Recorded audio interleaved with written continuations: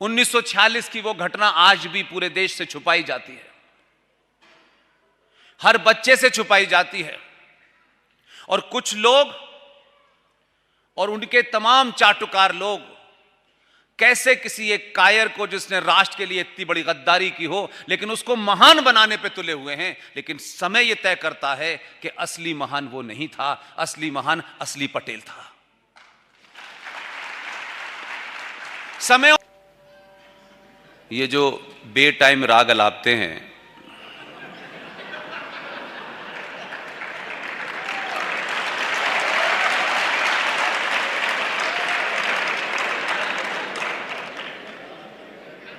ये 5 बार अपने होने का एहसास कराते हैं, क्योंकि ये है नहीं।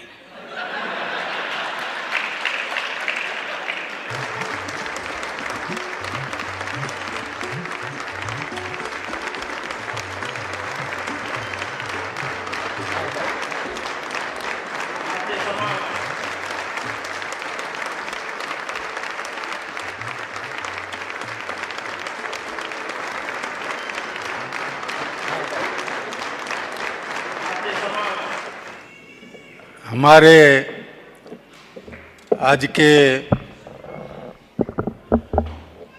जिसको हम बोलते हैं कि आदरणीय तो है, लेकिन लोकप्रिय भी है। और मुझे मुसीबत ये है कि इनका नाम बोलना इतना कठिन लगता है।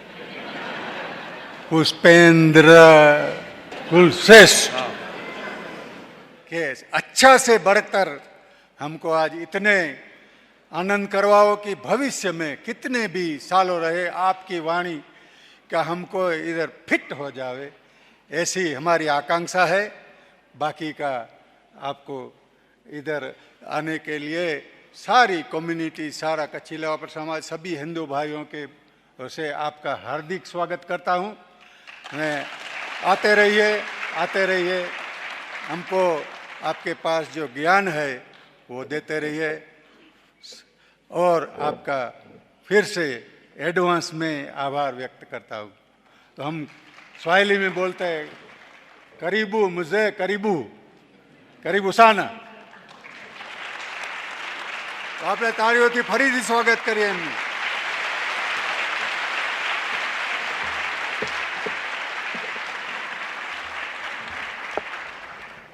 आप सबका बहुत बहुत धन्यवाद। विशेष रूप से श्री रामजी वासवानी जी का बहुत बहुत धन्यवाद। हो सकता है मंच पे जब कोई पॉलिटिकल लीडर आता है तो बहुत सारी बातें सिर्फ खुश करने के लिए कहता है। न मैं राजनीति में हूं और न कोई मेरा ऐसा विचार है। उससे आसानी यह है कि जब आप राजनीति में नहीं होते तो ज्यादा सच बोलते हैं। मेरे बारे में आपके समाज के इतने सम्माननीय ऐसे ऐसे शब्द बोले जो मुझे भी नहीं पता था कि मैं ऐसा हूं। लेकिन एक बात सच है कि हम पूरे भारत के लोग एक ही पटेल को जानते हैं। हम उससे ज्यादा जानना भी नहीं चाहते हैं। कौन कड़वा पटेल है, कौन लौवा पटेल है, हमको नहीं पता। हमारे लिए सारे पटेल सरदार पटेल हैं।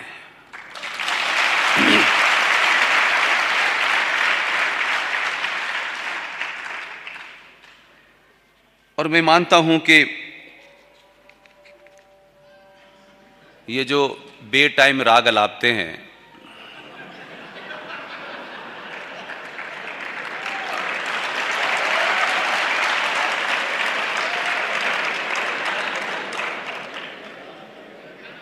ये 5 बार अपने होने का एहसास कराते हैं, क्योंकि ये है नहीं।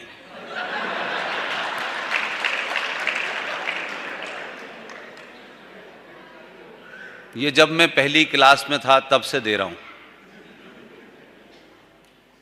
लिहाजा मैं एक बात आपके सामने सच सच कहना चाहता हूं। आपके इस देश में, राजधानी नैरोबी में, मैं शायद किसी को नहीं जानता था। कोई मेरे पिछले 50 साल की लिस्ट में कोई ऐसा मेरा दोस्त जिसमें कोई नैरोबी नाम का शब्द आता हो, मैं किसी को जानता नहीं था। लेकिन कैसे गुजरात के एक पटेल ने, जो अमेरिका में हैं, अमेरिकन नागरिकता भी है, अहमदाबाद में रहते हैं, उनका एक दिन यकायक फोन आता है कि पुष्पेन जी, कुछ लोग नैरोबी में आपको बुलाना चाहते हैं।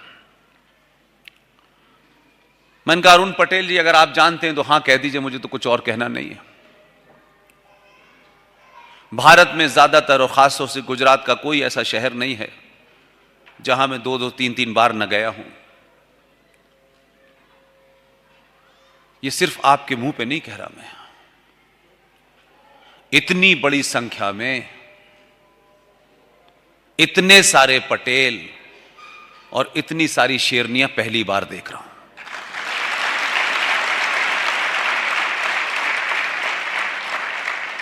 इसलिए मुझे खुशी है कि जिन लोगों ने एक पटेल के साथ धोखा किया,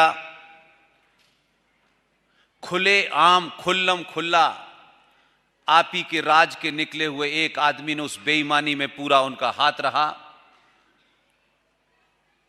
अब हमारे यहां जो संस्कार हैं उसमें कहा जाता है कि व्यक्ति अगर उम्र से बड़ा है और उसने जघन्य अपराध भी किया है तब भी उसका नाम सम्मान से लेना चाहिए।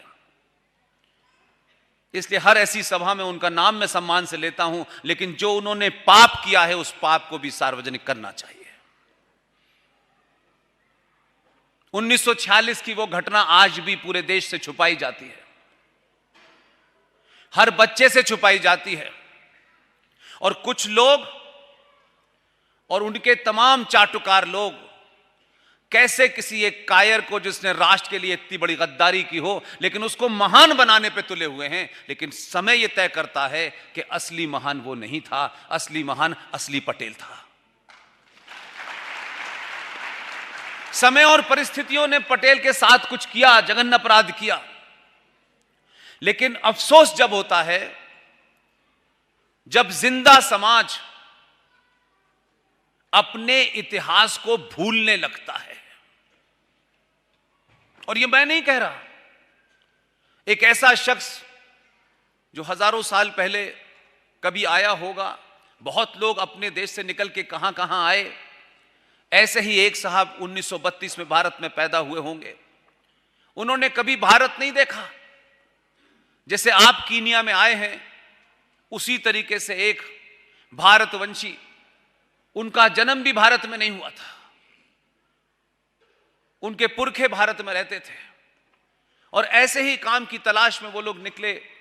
और जो कैरेबियन देश हैं उसमें एक देश का नाम है, जैसे कीनिया में क्रिकेट की टीम के बारे में ही हम जानते थे, उसी तरीके से एक शहर का नाम है त्रिनिडाड, और उसमें एक आदमी 1932 में पैदा हुआ। उन्होंने भारत नहीं देखा था, अपने पुरखों से भारत को सुना था, लेकिन क्या बात उन्होंने कही है जो आज तक कोई भारतवासी कह नहीं पाया।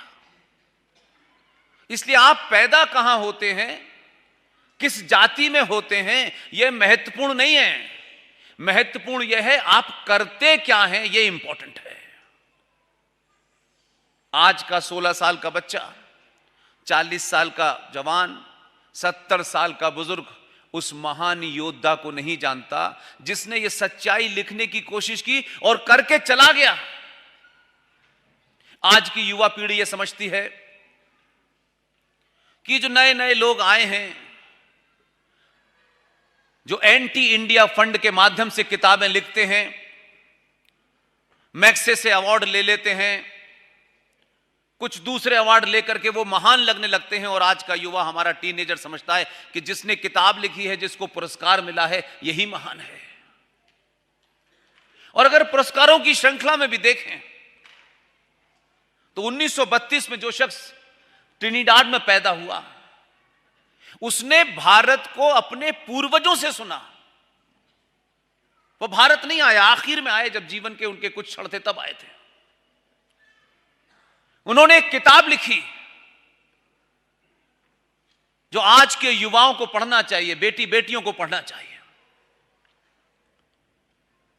मैं मानता हूं कि बहुत सारे लोगों ने इस किस्म की चर्चा नहीं करते, लोग अपना ही मान बढ़ाते रहते हैं सुबह से शाम तक।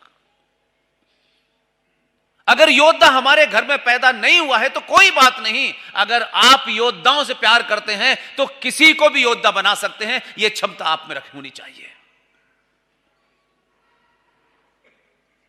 विद्याधर सूरज प्रसाद नायपॉल का नाम सुना है किसी ने?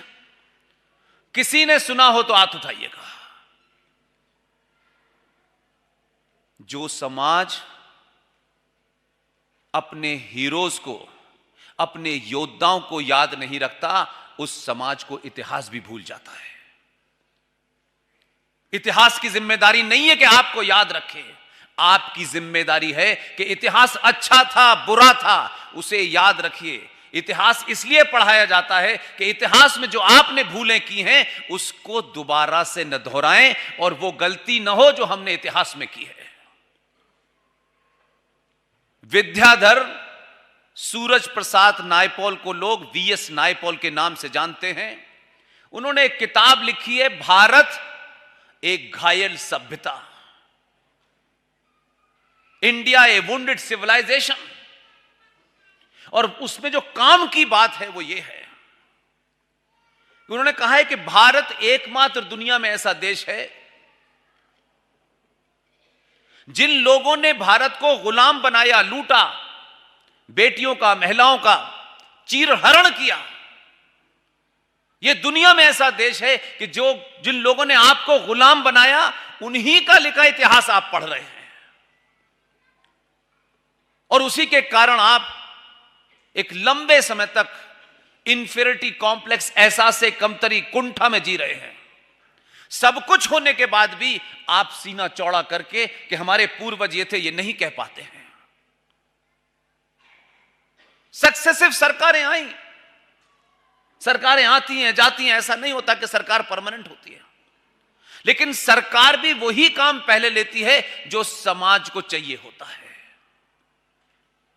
लेकिन इन 70 सालों में आपकी प्रायोरिटी कभी राष्ट्र, हमारी आस्थाएं, परंपराएं, सरोकार, मान्यताएं, इसकी कोई चिंता आपने नहीं की। हम सिर्फ इसकी चिंता में रहे, पेट्रोल सस्ता हुआ कि नहीं हुआ, दूध सस्ता हुआ कि नहीं हुआ, कितनी इनकम टैक्स में छूट दी, कितनी जीएसटी में छूट दी। दुनिया और दुनिया भर के जितने भी देश हैं वो देश अपनी सभ्यता को जब याद रखते हैं तो दूध और पानी, चावल और बिजली सस्ती की चिंता नहीं करते। ये जीवन का हिस्सा है, होता रहता है। हमारे यहां सरकारें बनती हैं और सरकारों में जितने भी लोग, पार्टियां चुनाव लड़ते हैं, कभी आपने अपने आप को देखा हो, आप क्योंकि विदेश में रहते हैं, एक लंबे समय से हैं, ये चीज आपके अंदर शायद ज्यादा आपको चोट पहुंचाती होगी। मुझे जिस दिन से ये चोट पहुंचा रही है उस दिन से मैं सब कुछ छोड़ करके इस बात को गली गली, मोहल्ले मोहल्ले कहता हूं।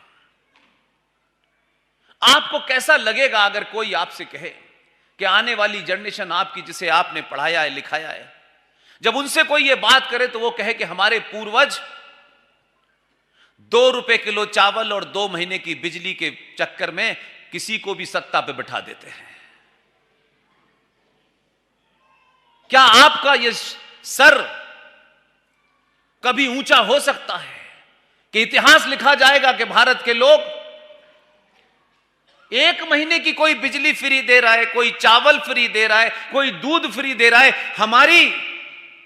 हमारी सभ्यता में दुनिया आपको खरीद नहीं पाई, लेकिन आपके लोग खरीद रहे हैं, 2-2 रुपए में आपको खरीद रहे हैं। और दौड़ लगी हुई है, कोई आलू से सोना बना के खरीद रहा है, वो खटाखट दे रहा है, कोई साड़ी दे रहा है। हम कौन थे भाई? दुनिया हमें 1947 के उस पिताजी से नहीं जानती है जो भी गुजराती थे। दुनिया नहीं जानती, ये गलतफहमी है आपको। आज से 10-15 साल पहले लगातार पूरी दुनिया में यह प्रचार हो रहा था कि 21वीं सदी भारत की होगी। दुनिया कह रही थी, लेकिन भारत के लोगों को अंदाजा नहीं था कि 21वीं सदी हमारी कैसी होगी, क्योंकि हम तो ये सोच रहे थे हो सकता है दूध फ्री बकने लगे, हो सकता है चाल चावल फ्री मिल जाएगा। लेकिन दुनिया जान रही थी, हम नहीं जान पा रहे थे। हम अपने में तेरे में, ये वाला पटेल वो वाला पटेल, ये वाला हिंदू वो वाला हिंदू, ये गुजराती है ये मद्रासी है, ये तमाम आप जान रहे थे। लेकिन आप सब कौन हैं और किसके वंशज हैं, ये कोई आपको कथाकार नहीं बता रहा था, कोई स्वामी नहीं बता रहा है। लाखों स्वामी हैं, लाखों कथाकार हैं इस देश के अंदर, करोड़ों रुपए लेके प्रवचन कर रहे हैं, लेकिन आपके होने का बोध आपको कोई नहीं करा रहा है। सबने दुकानें खोली हुई हैं, सबका कोई एजेंडा है, लेकिन आप तो इतनी दूर से चल के आकर के अपने पुरुषार्थ से, झूठ से, फरेब से नहीं, आपने इस कीनिया में पटेल कौन होते हैं और गुजराती क्या करते हैं यह करके दिखाया है। अब हम इन गुजरातियों का पूरा देश क्रेडिट तो लेता है कि देखो कीनिया में भी ऐसे लोग पैदा करते हैं आप, जो समाज की चिंता करते हैं। और जब समाज की चिंता करते हैं और जब समाज संपन्न हो जाता है, तो मैं पूरे तौर पे गुजरातियों को क्रेडिट देता हूं। तो आप अपनी अच्छी से अच्छी चीज भी अपने पास 10-15 साल लिख रखने के बाद आपको लगता है कि अब इसका काम हो गया है, अब इसे दिल्ली भेजो। कोई थोड़ी देर के लिए अपना स्कूटर और कार नहीं देता है, आपने तो दो हमें दे रखे हैं। देते वक्त आपने उसकी जाति नहीं देखी, उसका रुपया पैसा ज्ञान नहीं देखा, डिग्री नहीं देखी। वर्तमान परिस्थिति में जो चुनौती है तो हमारे भारत के सामने, उस चुनौती को उतनी ही ताकत के साथ जवाब देने वाला आपने चुना है, इसलिए आपको बहुत बहुत बधाई।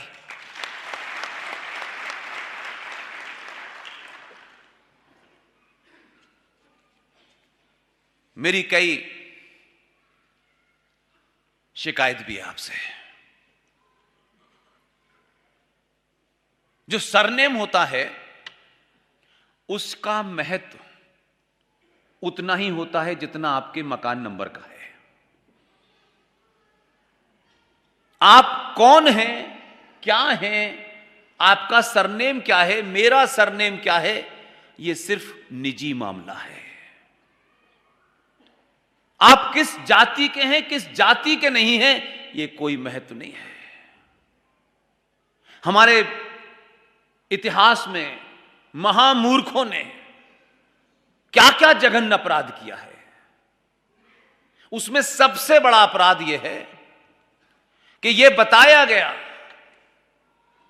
ये कड़वा पटेल है, ये ठाकुर है, ये बनिया है, ये ब्राह्मण है, ये फला है, ये ढिमाका है, सब कुछ बताया।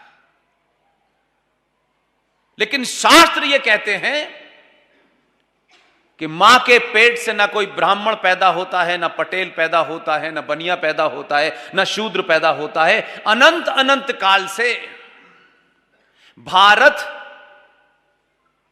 कर्म प्रधान देश था, जाति प्रधान नहीं था। किसी ने भी शूरवीर का काम किया है तो वो क्षत्रिय है। अब आप कह सकते हैं क्षत्रिय तो आपने बहुत भेजे थे दिल्ली में, जिनके नाम के आगे छत्री लगा हुआ था। ऐसे भी लोग थे जो घुमा घुमा के कड़ी निंदा कर रहे थे। लेकिन जिसको भेजा मैं नहीं जानता, और न मैं जानना चाहता कि वो जो दो भेजे उनकी जाति क्या है, मुझे इसमें इंटरेस्ट ही नहीं है। लेकिन मेरी निगाह में दोनों क्षत्रिय हैं बस। इसलिए मैं कुछ शिकायतें करना चाहता हूं। अगर आपने 1947 की गलती का प्रायश्चित कर लिया है तो अभी इस मझधार में, बीच में उसको मत छोड़िए। राष्ट्रों के जीवन में बहुत कम समय आता है जब पूरा राष्ट्र एक सामूहिक शक्ति के साथ खड़ा होता है। हम सब, हो सकता है बहुत लोगों की ओपिनियन अलग होगी, लेकिन जितना मैं पॉलिटिकल साइंस का स्टूडेंट हूं, पिछले 30-40 साल से पब्लिक लाइफ में हूं, मुझे ऐसा लगता है इस राष्ट्र के जीवन में ये जो समय है, ये बड़ा डिसाइसिव समय है, ये बड़ी निर्णायक समय है। इसलिए इस वक्त हमको कुछ नहीं देखना है। जो युद्ध में युद्धरत है, सिर्फ इस वक्त उसके चुपचाप पीछे खड़े हो जाना है, कोई और सवाल नहीं करना है। बहुत मुश्किल से, बहुत लंबे समय के बाद, खासतौर से गुजरातियों को और खासतौर से पटेलों को तो इस बात की चिंता होनी चाहिए। 1946 की 6 घटनाओं को इतिहासकारों ने, चाटुकारों ने, सत्ता के दलालों ने कभी इन घटनाओं को एक साथ नहीं वर्णित किया। एक घटना कहीं लिखी, एक घटना कहीं लिखी, ताकि उन कड़ियों को जोड़ ना पाए। जिस देश की आजादी की डेट ही फ्रॉड हो, उसका भविष्य क्या होगा? जिस देश के अंदर आजादी के नाम पे सबसे बड़ा जघन्य अपराध किया हो, उसका भविष्य क्या होगा? क्या आप सीना ठोक करके दुनिया के किसी कोने में कह सकते हैं कि 15 अगस्त 1947 को भारत आजाद हुआ है? कहां पढ़ा, कहां लिखा? चंद मूर्खों ने दुकान चलाई, पूरा देश एक कबूतर उड़ा रहे हैं,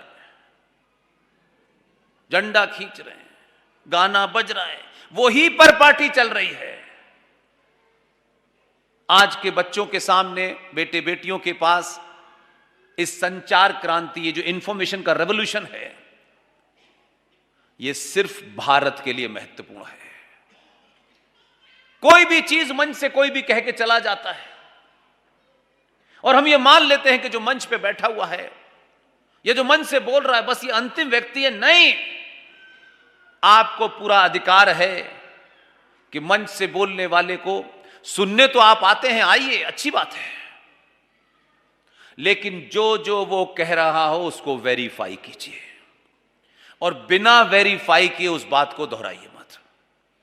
कोई भी हो, कितना भी शक्तिशाली हो, और मैं अपने लिए पब्लिकली कहता हूं, अगर इस मंच से खड़े होकर के जहां इतने सारे लोगों के सामने मैं बोलता हूं, इन युवा बेटी बेटियों के सामने बोल रहा हूं, उसका कोई मतलब नहीं है कि आपने मेरी बात पे ताली बजाई, मेरे लिए सम्मान प्रकट किया, लेकिन मैं यहां से जब उतरा तो पता चला कि 10 बातें मैं झूठ बोल रहा हूं। जिस क्षण भी मेरे मुंह से ऐसा कुछ होगा,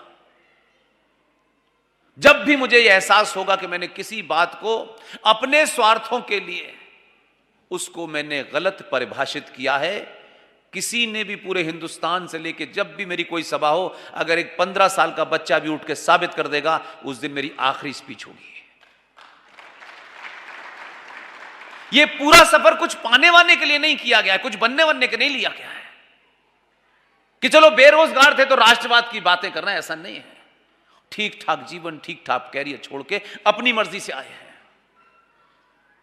इसलिए कुछ कोई देगा, इनसे ये मिलेगा, इसकी चिंता नहीं है। 15 अगस्त 1947 को ग्रेट ब्रिटेन के प्राइम मिनिस्टर क्लेमेंट एटली साहब की कैबिनेट की मीटिंग के मिनट्स पढ़ लीजिए। 15 अगस्त 1947 को ट्रांसफर ऑफ पावर, सत्ता का हस्तांतरण हुआ है, आजादी नहीं है।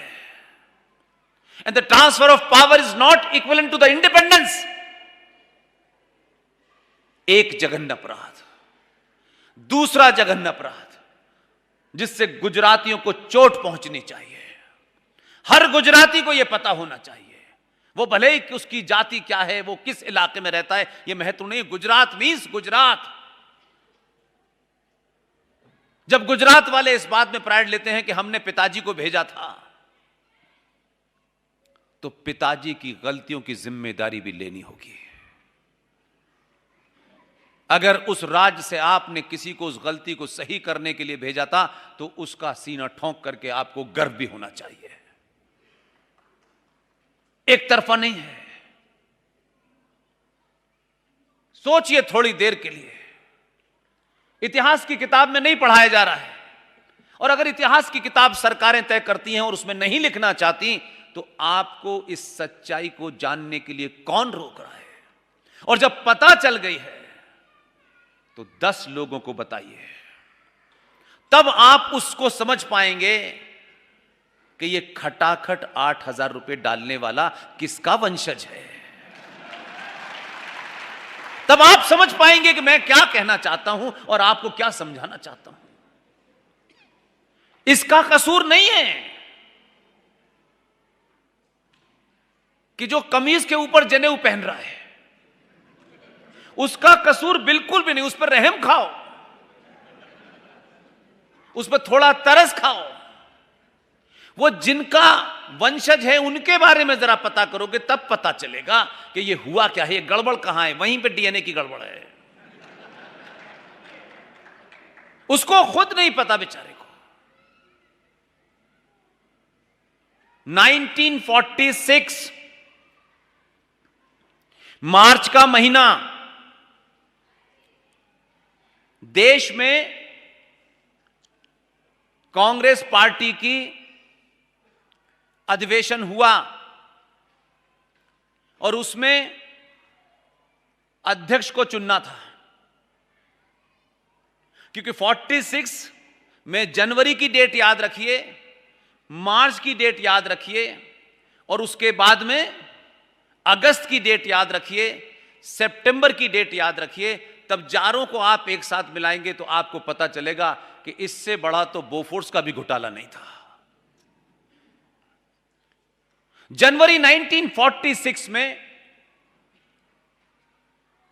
देश की 15 प्रांतीय असेंबलियों का चुनाव हुआ। कुल मिलाकर 185 सीटें थीं। 1585। उसमें से 492 सीटें मुसलमानों के लिए रिजर्व थी। चुनाव हुआ, मुस्लिम लीग ने 429 सीटें जीती, कांग्रेस पार्टी ने बाकी जीती। और जिस मुस्लिम लीग ने 86 में इस इलेक्शन में हिस्सा लिया 1946 में, उसी मुस्लिम लीग ने 23 मार्च 1940 को लाहौर के अंदर अपने अधिवेशन में यह प्रस्ताव पारित किया कि हमें कंप्लीट पाकिस्तान चाहिए। लेकिन 46 के इलेक्शन में उनको लगता था कि उनकी मेजॉरिटी आएगी, नहीं आई। लेकिन देश के मुसलमानों ने अपना मत प्रकट करते हुए 492 सीटों में से 429 सीटें मुस्लिम लीग को जिताई और बाकी मुसलमानों ने कांग्रेस की सीटें जिताई।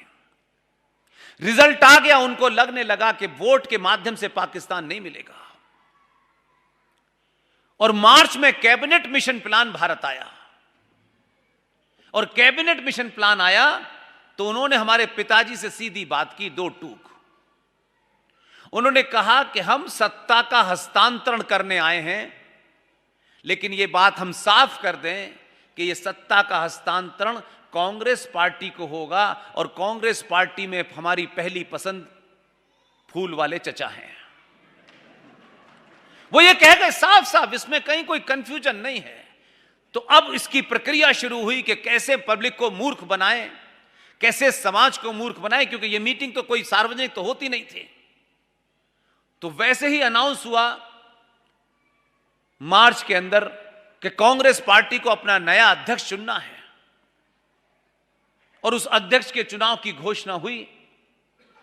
तो आप सोचिए कि आज की जो कांग्रेस है, जिसको आप देखते हैं, जिसकी अध्यक्ष 272 है,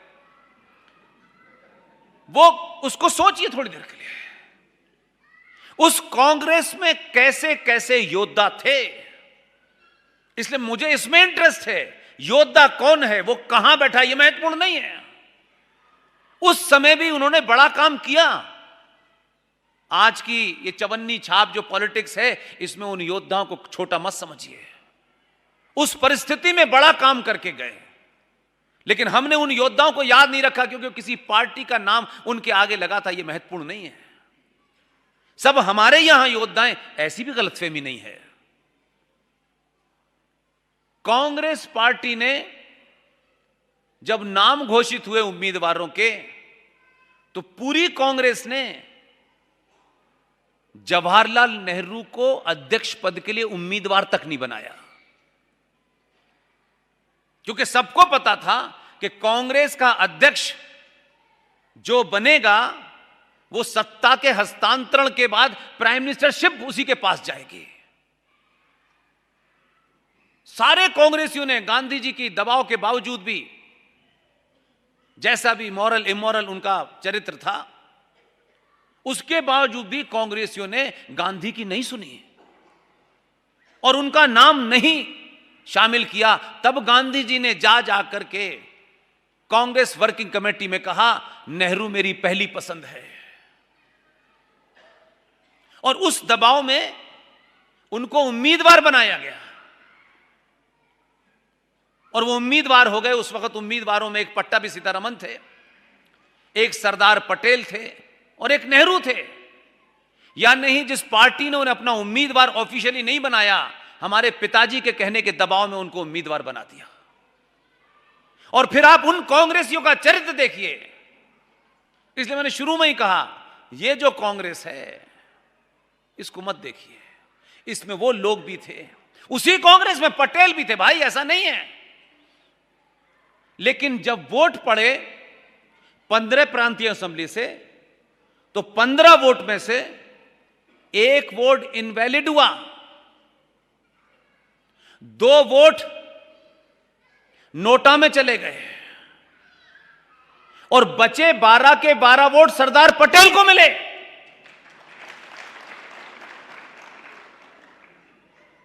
लेकिन कमाल की बात है, आज लोग कहते हैं इलेक्शन में मशीन हैक हो गई।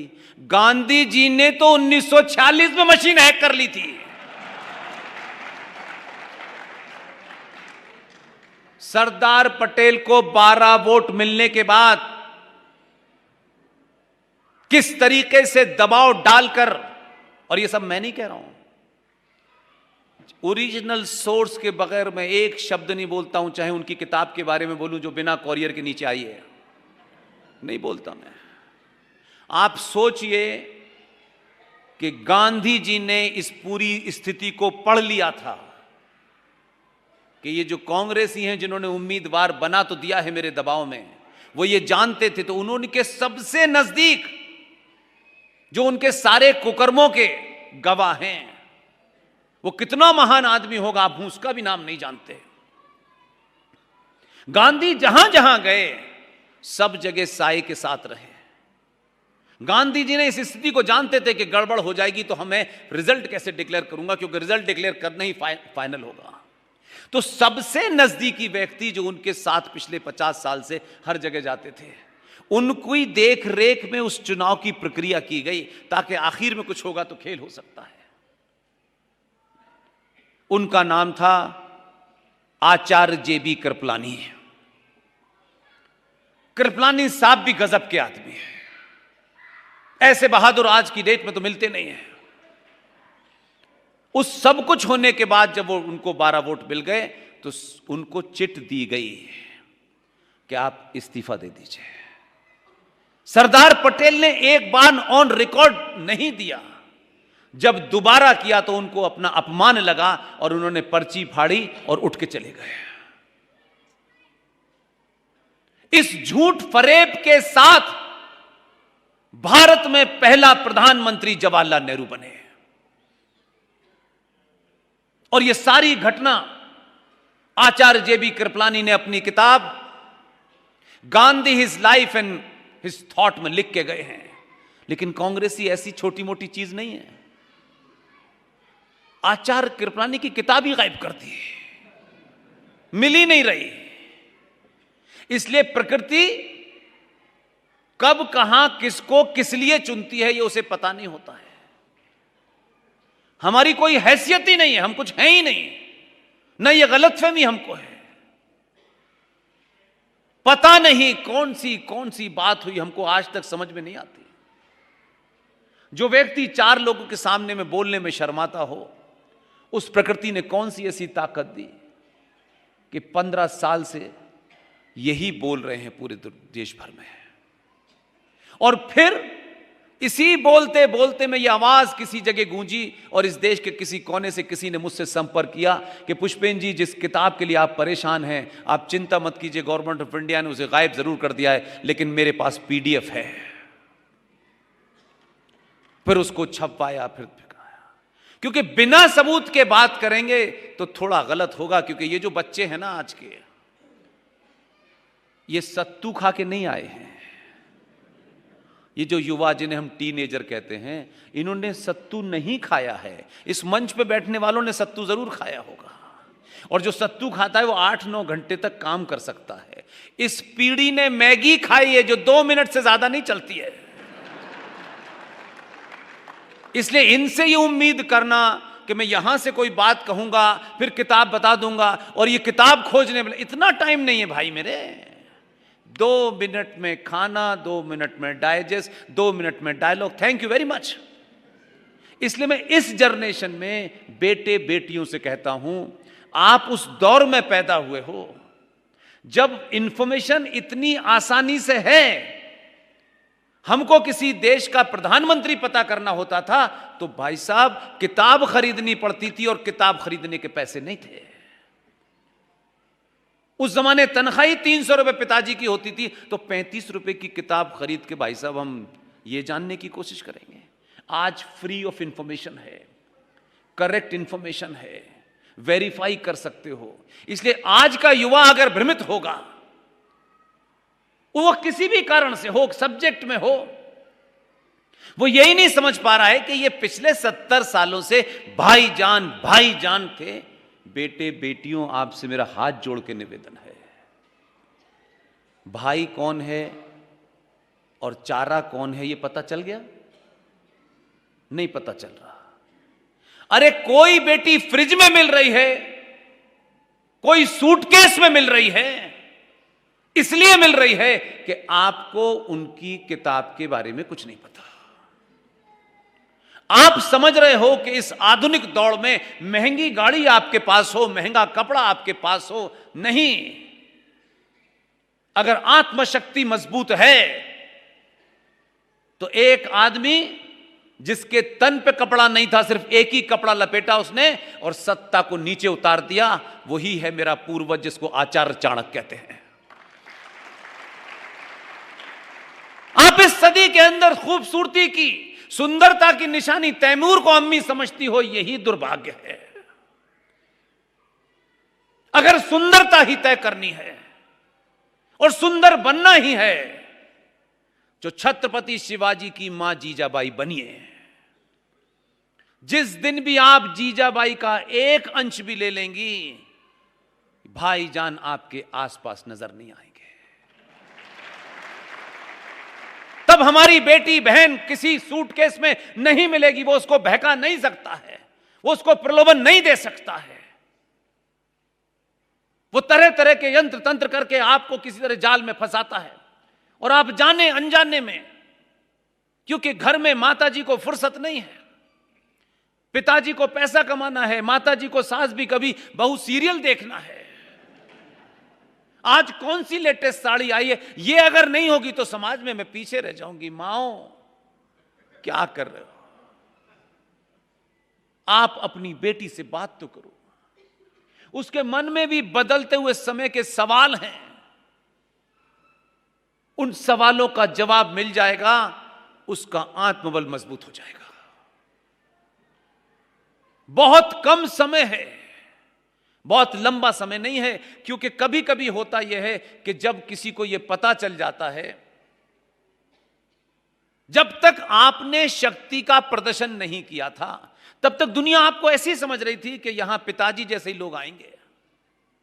लेकिन जब आप शक्ति का प्रदर्शन कर देते हैं, पूरे विश्व को चुनौती देते हैं, तब ध्यान रखिएगा, तब आपकी शक्ति को समाप्त करने के लिए कई कई किस्म के परपंच होते हैं जो आपको पता नहीं चलते हैं। यह लव जिहाद उसी का हिस्सा है। एक तो जिहाद, ना तो जिहाद के मतलब जानते आप, और फिर लव, दो अलग अलग बातें हैं। लेकिन यह चल रहा है, कहीं केरल में हो रहा है, कहीं आसाम में हो रहा है। अरे मैं ये मानता हूं जो कमजोर होता है वो किसी मजबूरी में किसी शक्तिशाली के दबाव में हो जाता है। यहां उल्टा हो रहा है, पंचर जोड़ने वाला हमारी एमबीबीएस की बेटी को फंसा के ले जाता है। अपने बारे में सोचो, अपने परिवार के बारे में सोचो, अपनी सभ्यता के बारे में सोचो। किस रास्ते पे हम भाग रहे हैं, कोई बोलना ही नहीं चाहता। समस्या हो जाती है, पहले जाओ, फिर कहते हैं उसे वापस लाओ। इसलिए सच जानिए, सरदार पटेल को प्रधानमंत्री बनने से रोक दिया गया, लेकिन सरदार पटेल रोए नहीं। मैं नहीं जानता कितने लोगों ने सरदार पटेल की वो स्पीच अवेलेबल है, उनकी आवाज में है, उसे जब भी सुनिए ना आपका ब्लड जो है ना खौल जाएगा। जब भी सुनिए, इतना विजनरी आदमी इतनी बड़ी बात 1946 में कह रहा है, कलकत्ता के मैदान में कह रहा है खड़े होकर के, और उनकी अपनी आवाज है। कोई और सुने ना सुने, कम से कम 5 करोड़ गुजराती तो सुनते भाई। समस्या की जड़ पे हमला किया उसने।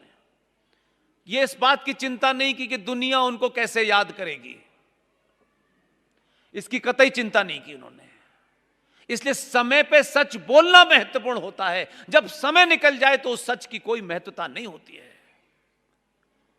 इसलिए इतिहास में कुछ भी कहो, कितना भी दबा दो, एक समय आता है, सच को जितना गहरा दबाओगे, एक समय आने के बाद वो सच उतनी ताकत से बाहर निकलता है। इसलिए सरदार पटेल ने जनवरी 1948 को कलकत्ता के मैदान में एक स्पीच दी है। उस स्पीच में साफ साफ कहा कि ये जो जितने मुसलमान यहां पड़े हुए हैं, आपने पाकिस्तान मांगा, आपको पाकिस्तान मिल गया, अब आप ये कहते हैं कि हम भारत में रहेंगे, ये नहीं होगा। आपने अपना हिस्सा ले लिया, अब आप जाइए। और ये जो भाई भाई की बातें कर रहे हैं, ये कहे कि हमें बेवकूफ न बनाइए। कोई आज 2024 में कह सकता है? नहीं कह सकता। आपके आदमी में इतना बल था। उन्होंने कभी इस बात की चिंता नहीं की कि उनके साथ धोखा हुआ। उसमें सब मिल गए और प्रधानमंत्री के पद पे उनको नहीं पहुंचने दिया। लेकिन जो शक्ति उनको दी गई, जो मिली उनको, उसमें भी वो अपना काम करके गए। इसलिए उनके नाम ही लिखा हुआ है कि भारत में जितनी रियासतें थीं, उस रियासतों को सिर्फ लौह पुरुष सरदार पटेल ने एक किया, कोई और नहीं कर सकता था। ठीक है, कुछ कागजी लोग, झूठे मक्कार इधर उधर से कुछ बड़े बन गए हों, उनकी स्थिति क्या है और आपकी स्थिति क्या है? अगर 2024 के इस भारत में मीठा खाना, फौज में न जाना, ये तमाम सारी चीजें गुजरातियों के माथे पे हैं। ये फौज में नहीं जाते, ये डरपोक होते हैं, ये बिजनेस करते हैं, ये मीठा खाते हैं। ये कहते हैं तो गुजराती अपने आप कॉम्प्लेक्स में क्यों आ जाते हैं? आप, मैं तो गुजराती नहीं हूं। आपको सीना ठोंक के कहना चाहिए, गुजराती मीठा खाना खाएं, फौज में न जाएं, यह महत्वपूर्ण नहीं है। लेकिन गुजराती मीठा खाना खा करके भी फौजी के हाथ में बंदूक देने के लिए पैसा कमाते हैं। ऐसा नहीं है कि आपका कंट्रीब्यूशन नहीं है। आप प्रधानमंत्री अगर सरदार पटेल नहीं बने तो आपने इस वाले से पूछा था, इसका नाम तो पटेल नहीं है। लेकिन इसने अच्छे अच्छों को कहा, इससे अच्छा तो पटेल ही था। तो ये भाव इसलिए नहीं है कि कोई प्रधानमंत्री तो हमने ऐसे ऐसे देखे हैं कि यूएन की मीटिंग में सो रहे थे वो। ऐसे ऐसे प्रधानमंत्री हमने देखे हैं जो 10 साल तक बोले ही नहीं। अजब गजब प्रधानमंत्री देखे। एक प्रधानमंत्री हैं जिन्हें मॉडर्न इंडिया का आर्किटेक्ट बताया जाता है। जरा उन्होंने कैसी कैसी मूर्तियां बनाई हैं बताता हूं मैं आपको। जब भारत की तथाकथित आजादी की बात हो रही थी और वो ट्रांसफर ऑफ पावर हो गया था, कभी थोड़ी देर के लिए सोचिए कि आप क्योंकि बाहर आते हैं, विदेशों में जाते हैं। हम यूपी वालों के पास तो एक ही है,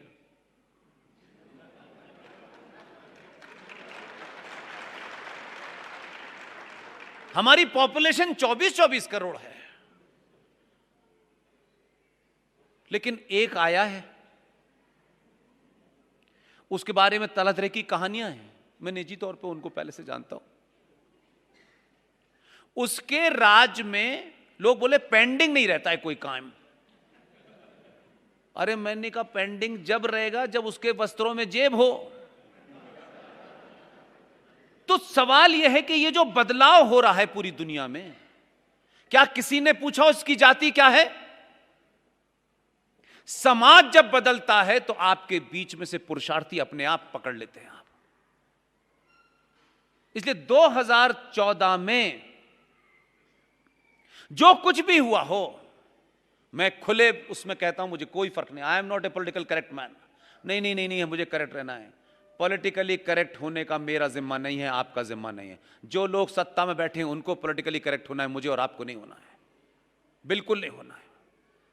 मैं फिर कह रहा हूं, आपके मुंह पे कह रहा हूं, आपके पीठ पीछे कहता हूं, कोई सभा ऐसी नहीं है। बहुत से लोग ये समझते हैं कि सबसे ज्यादा फंड मुझे गुजराती देते हैं इसलिए मैं उनकी तारीफ करता हूं, लेकिन गुजराती फाफड़ा और खाकड़ा खिला के वापस भेज देते हैं और कुछ नहीं करते हैं।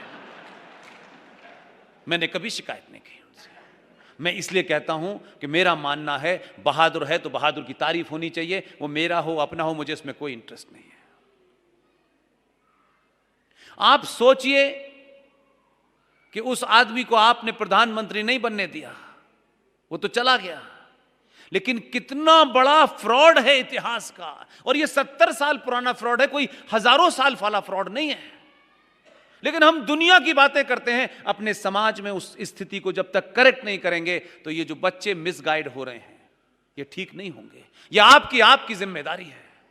ये उस भाई की जिम्मेदारी है कि वो अपनी बहन से कहे कि शहर में ये अच्छी फिल्म लगी है, मैं सिर्फ तेरे साथ ही देखूंगा, चल मेरे साथ। वो मां अगर अपनी बेटी से कहेगी कि शहर में अच्छी फिल्म लगी है, मैं तेरे साथ जाऊंगी। उस बेटी के अंदर भी बहुत सारी इच्छाएं हैं, बहुत सारे बदलाव हैं, लेकिन अगर आपको फुर्सत नहीं है तो वो फिर पता नहीं किसके साथ चली जाएगी और फिर वो फ्रिज में मिलेगी या सूटकेस में, ये पता नहीं है आपको। इसलिए 1947 को एक ऐसा पाखंड हुआ है, आपने जाने अनजाने में, हो सकता है कि उस वक्त लोग एक बड़े संकट से गुजर रहे थे तो लोगों ने शायद उस इतिहास की बात पढ़ने का दिन नहीं रहा होगा, समय नहीं रहा होगा। लोग जीवन जीने के लिए स्ट्रगल कर रहे थे, सरकार चली गई थी, अंग्रेज जा रहे थे, यहां भारत में बदलाव हो रहा था। उस मार काट में 10.5 लाख सनातनी हिंदुओं की लाश पे ये भारत बटा होगा, तो क्या मनोदशा उस वक्त रही होगी। लेकिन उस बीच में क्या फ्रॉड हुआ, यह सुनने की बात है। 15 अगस्त से पहले एक 14 अगस्त आई। 14 अगस्त 1947 तक जिस ब्रिटिश साम्राज्य ने हमारे ऊपर राज किया, उस ब्रिटिश साम्राज्य का आखिरी वॉइसरॉय कौन था? मेरे बेटे बेटियों, संचार क्रांति के दौर में भी चुप रहोगे तो बात नहीं बनेगी। ब्रिटिश साम्राज्य का आखिरी वॉइस रॉय था लॉर्ड लुईस माउंटबेटन। 14 अगस्त 1947 तक ब्रिटिश साम्राज्य का लास्ट वॉइस रॉय था। यह कितनी खूबसूरत आजादी है। 15 अगस्त 1947 को कहा जा रहा है कि भारत आजाद हो गया, लेकिन 15 अगस्त 1947 को last voice Roy for British India became the first governor general of India. यह कौन सी आजादी थी? अगर लॉर्ड माउंटबेटन आजाद भारत का पहला गवर्नर जनरल था तो आजादी कौन सी थी भाई? फिर किस लिए ली थी आपने आजादी? और यही नहीं हुआ, ताज्जुब की बात है, हमारे चचा जान ने एक चिट्ठी लिखी है, ब्रिटिश आर्काइव से निकाली हुई चिट्ठी है। जब तक किसी चीज को 10 बार 10 सोर्स से प्रमाणित नहीं करता, किसी मंच से नहीं बोलता। 28 अप्रैल 1948 भारत का तथाकथित झूठा, चोरी से डकैती से बना हुआ प्रधानमंत्री चिट्ठी लिखता है वॉइसरॉय ऑफ इंडिया को, और क्लेमेंट एटली को वह चिट्ठी लिखी जा रही है। उसकी शब्दावली पढ़िए, 28 अप्रैल 1948 चिट्ठी में लिखा जा रहा है, महामहिम, मैं आपकी आज्ञा चाहता हूं, आपसे अनुमोदन चाहता हूं। यह तथाकथित आजाद भारत का पहला प्रधानमंत्री लिख रहा है, और आपसे आज्ञा और आज्ञा चाहता हूं, आपका अनुमोदन चाहता हूं कि लॉर्ड लुईस माउंटबेटन साहब का ट्रांसफर बर्मा कर दिया गया है, लिहाजा आपसे अनुमोदन चाहता हूं कि मैं बंगाल के गवर्नर जनरल सी चक्रवर्ती राजगोपालाचार्य को भारत का गवर्नर जनरल बनाने की मुझे अनुमति दी जाए। यह चिट्ठी क्लेमेंट एटली के मिनट्स में से ली है। हम घूम रहे पूरी दुनिया में, हम भारतीय हैं, हमने आजादी ली है। क्या सोचती होगी दुनिया हमारे बारे में भाई? महंगे कपड़े, महंगी कारें वालों में घूमने वाले अपने इस देश की आजादी की डेट गलत है। ये आजाद नहीं हुआ है, उसे आजाद कहते घूम रहे हैं। 15 अगस्त को झंडा फहर रहा है, जनगण बज रहा है, सब धुन बज रही है, इस धुन में सब खो गए हैं। दुनिया आपको आपके उस पुरुषार्थ से जानती है कि ये किसके वंशज हैं। ये 47 के पिताजी से आपको नहीं जानती, जहां जगह जगह लठ लेके खड़े हैं वो। इसलिए सच बोलिए, एक जघन्य अपराध नहीं किया हमने, बहुत से जघन्य अपराध किए। इन 70 सालों में हमारी चुप्पी ने, हमें क्या फर्क पड़ता है, वोट दे दिया है बस, खत्म। बेटी के लिए लड़का देखने जाते हैं वो, कितने प्रकार के गोत्र निकालते हो जरा सोचो। गोत्र कौन सा है, किस एरिया का है, कहां था, इसका दादा पागल तो नहीं था, इसकी मां ठीक ठाक तो नहीं थी। ये तमाम बेटी के लिए गोत्र ढूंढते हो मेरे भाई, क्योंकि बेटी को आप किसी के साथ संबंधों के लिए दे रहे हो। इतनी इंक्वायरी, वो वहां मेरी मौसी रहती है, उनसे बात करना, वो पता करेंगी लड़का पागल तो नहीं है। ये देखो शाम को जुआ खेलता। इतनी इंक्वायरी एक बेटी की शादी करने के लिए करते हो, जब राष्ट्र के लिए तुमको दूल्हा ढूंढना था तो पागल को चुन लेते हो यार। ये राष्ट्र आपका नहीं है कि बेटी का पति ही सिर्फ आपका है। इस देश में चुनने वालों से पहले देखो कि ये राष्ट्र के सामने जो चुनौतियां हैं, उसे चुनने का, उसे जवाब देने की जिसमें शक्ति हो उसे चुनिए, उसके अलावा छोड़ दीजिए। इसलिए यहां से गलती चलते चलते कहां तक गई। 1961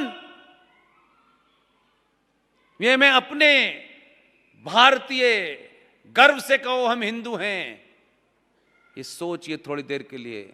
उत्तेजनात्मक नारे लगाने से सभ्यताएं जिंदा नहीं रहती। सभ्यताओं में जब आकलन होता है तो कहां खड़े होते हैं आप। 1961 एक महिला का नाम हमारी राजनीति में बहुत आता है, बताइए कौन है वो? बोलिए।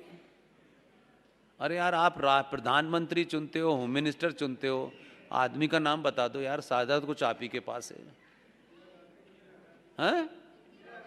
देखिए भाई साहब, ऐसा मत करो, नहीं पता चले कि गुजरातियों की नहीं, ये बिहारियों की सभा है क्या। एक महिला भारत के पहले गवर्नर जनरल लॉर्ड माउंटबेटन की पत्नी, हमारे फूल वाले चचा की दोस्त।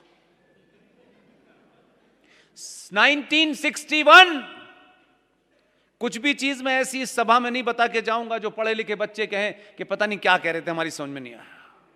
और ये रिकॉर्ड कर रहे हैं दो दो, अगर आधी इसमें रहेगी तो आधी इसमें आ जाएगी। ये छोड़ने वाले नहीं, गुजराती हैं, एक कैमरा नहीं लगाया इन्होंने, कोई रास्ता नहीं छोड़ रहे मेरे लिए। 1961 में इंडोनेशिया के एक टापू पर चचा की दोस्त छुट्टी मना रही थी, और छुट्टी मनाते मनाते उनको हार्ट अटैक हो गया और उनकी डेथ हो गई। चचा बड़े गमगीन थे। एक महिला जिसका भारत की संसद से कोई लेना देना नहीं, लेकिन कुछ लेना देना किसी व्यक्ति विशेष से था। 61 में उनका देहांत हार्ट अटैक से इंडोनेशिया के एक टापू पे हुआ। यह खबर जब दिल्ली आई तो चचा बहुत गमगीन थे, और उन्होंने अपने निजी रिश्तों को दबाव बनाते हुए भारत में सारे जितने भी लोग उस समय लोकसभा में मौजूद थे, संसद में लॉर्ड लूज माउंटबेटन की पत्नी एडविना माउंटबेटन के देहांत पे श्रद्धांजलि दी गई। जबकि संसद में श्रद्धांजलि सदस्य के अलावा किसी देश के राष्ट्राध्यक्ष के प्रति तो होती है, किसी की निजी दोस्त के प्रति नहीं होती। वो चली गई 61 में। 1979 उनके असली पति लॉर्ड लूज माउंटबेटन साहब ग्रेट ब्रिटेन में इंडियन आयरिश रिपब्लिकन आर्मी के लोगों का एक युद्ध चल रहा था, और वो ब्रिटेन के किसी हिस्से को अलग करना चाहते थे। वो माउंटबेटन साहब, उन्हें भी निराले शौक थे, वो टूना मछली का शिकार करने उस नदी में थे।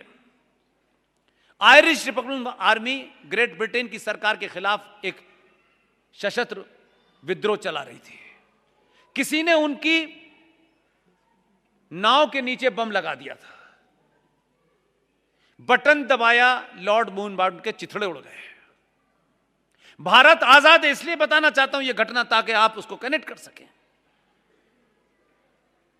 भारत की नेवी के 2 फ्लीट यहां से वहां गए, उनको सलामी देके आए, हम आजाद हैं। 20 जनवरी 1948 भारत का विभाजन हो गया था। हजारों सनातनी हिंदुओं को इस्लामिक आताताइयों ने उनको लूटा मारा, लूटे पिटे लोग यहां आए। दिल्ली के अंदर एक रोड है जिसे मंदिर मार्ग कहते हैं, उसी मंदिर मार्ग के ऊपर स्वतंत्र वीर सावरकर ने एक मंदिर बनाया है जो जमीन से कोई 10 फीट ऊपर है। उसी मंदिर मार्ग के ऊपर एक बिरला मंदिर है। जब भी दिल्ली जाएं, देख के आएं। मेरी बात को मान लें बस इतनी देर के लिए, जब तक मन आपको वो सच न पता चल जाए तब तक कहिएगा मत किसी से। उस मंदिर मार्ग में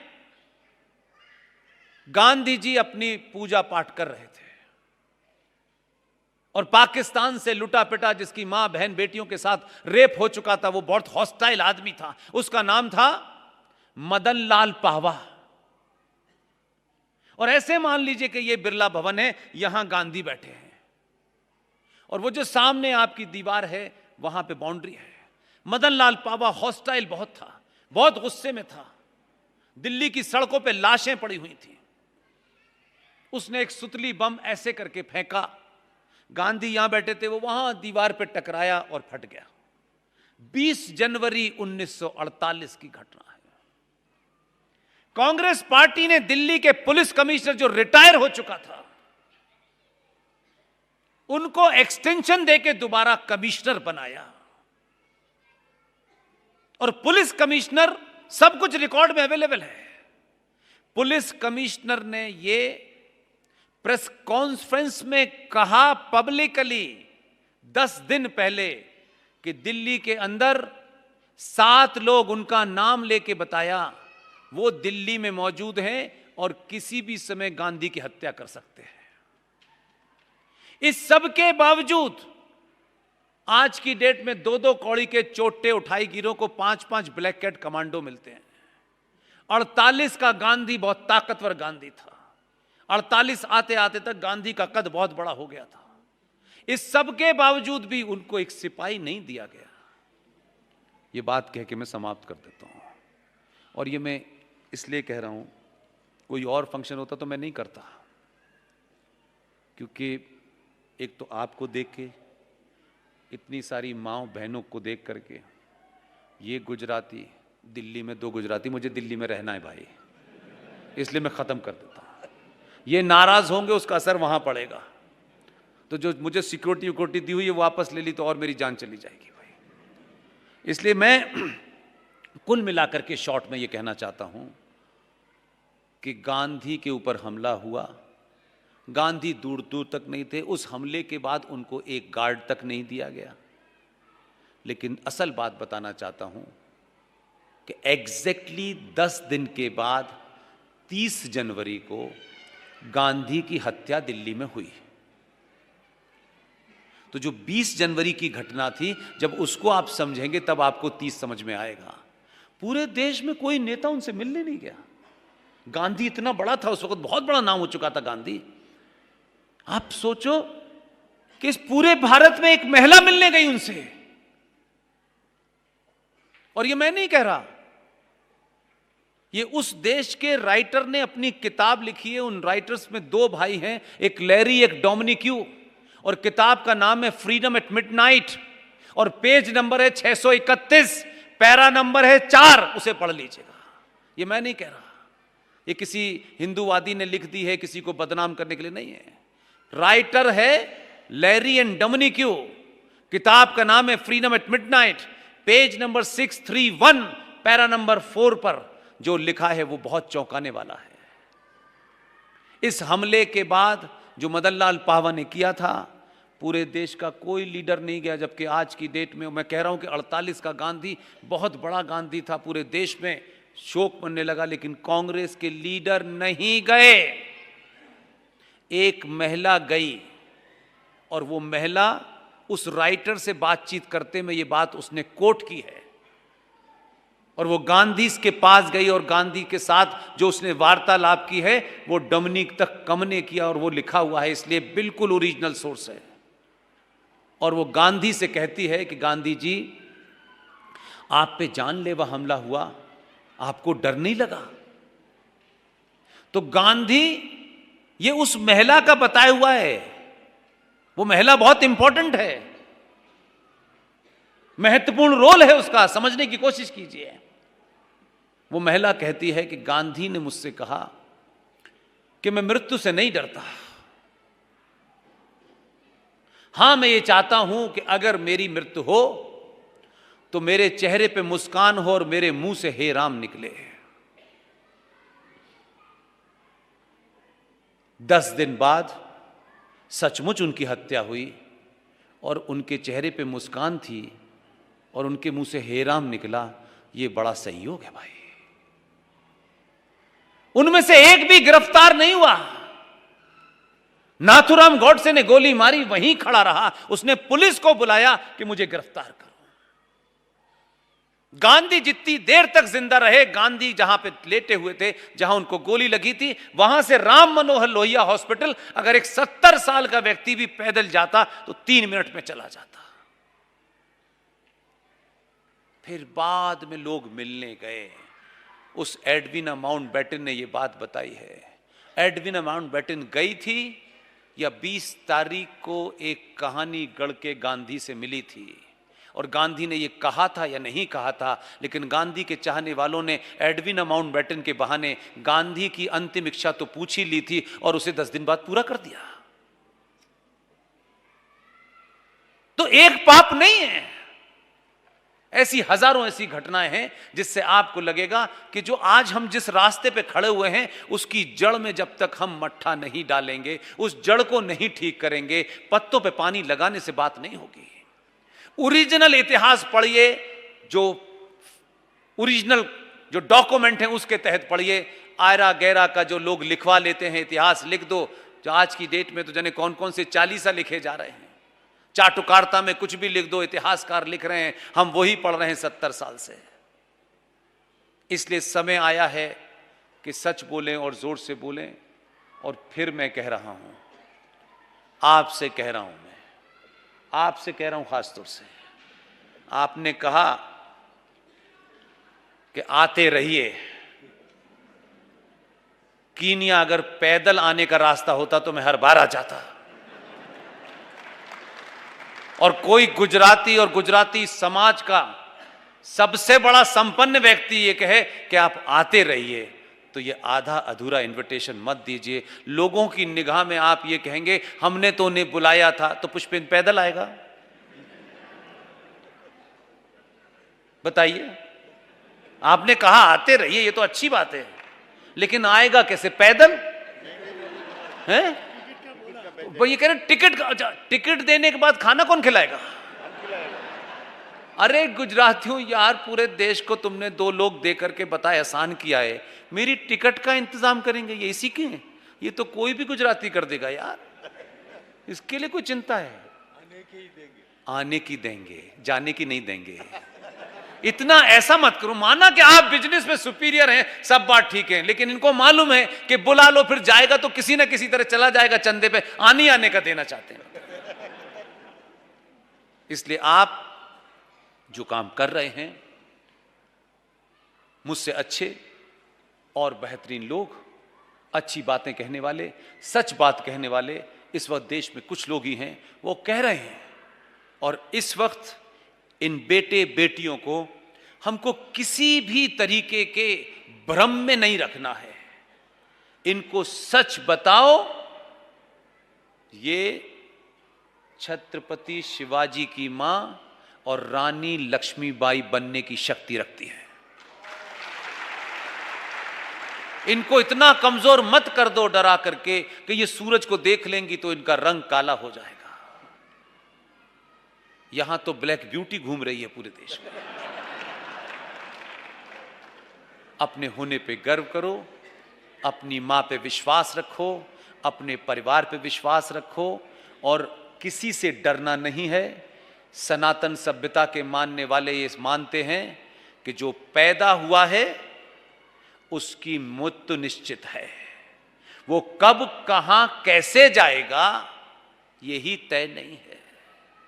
ध्यान रखिएगा। कोई आपने गार्ड लगा रखे हैं, आप पे ज्यादा पैसा है, बिल्कुल चिंता मत कीजिए। जब समय आएगा आपको उठा के ले जाएगा। जब आपका समय आएगा तो दुनिया को लोग नहीं जानते थे। एक आदमी जिसके बारे में कहते वो बहुत पढ़ा लिखा नहीं है, बहुत उसे ज्ञान नहीं है, वो ये नहीं जानता, वो अंग्रेजी नहीं जानता, पूरी दुनिया को ज्ञान दे रहा है।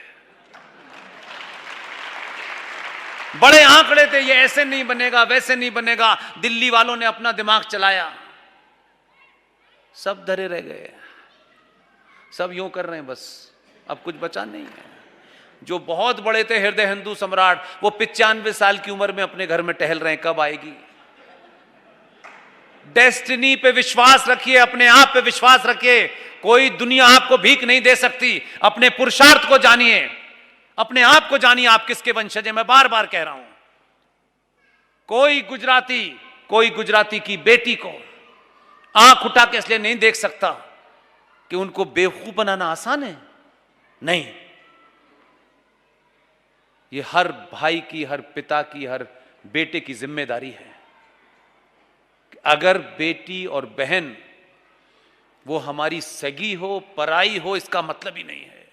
सड़क पे चलते वक्त अगर कीनिया की सड़क पे किसी ने भी सनातनी हिंदू बेटी की तरफ आंख उठा के देखा, वहां गुजराती है, वहां पहाड़ी है, वहां उत्तराखंडी है, महाराष्ट्र है, एक बार गरेबान पकड़ लीजिएगा, दोबारा लोग निगाह नहीं उठाएंगे आपकी तरफ। पैसा कमाइए, पैसे का सदुपयोग कीजिए। ये जो इतना बड़ा हॉल आपने बनाया, जो मैंने दिल्ली में भी नहीं देखा इतना बड़ा हॉल, अगर होगा भी तो सिर्फ प्रधानमंत्री के लिए खुलता है। इसलिए हॉल बनाइए, स्कूल बनाइए, सब। और जब अपने को सब दे चुके हो तो इस कड़वा पटेल, लहुआ पटेल से निकल के सड़क के किनारे अगर कोई योद्धा हिंदू है तो उसकी भी पीठ थपथपा दीजिए, तब बात बनेगी। आप सब ने मुझे अपने बीच बुलाया, मेरा इतना सम्मान किया, इतनी इज्जत दी, और इतनी बड़ी संख्या में खास तौर पे बहन बेटियां और मां को मैंने नहीं देखा। आपने धैर्य से सुना, इस सब के लिए बहुत बहुत धन्यवाद।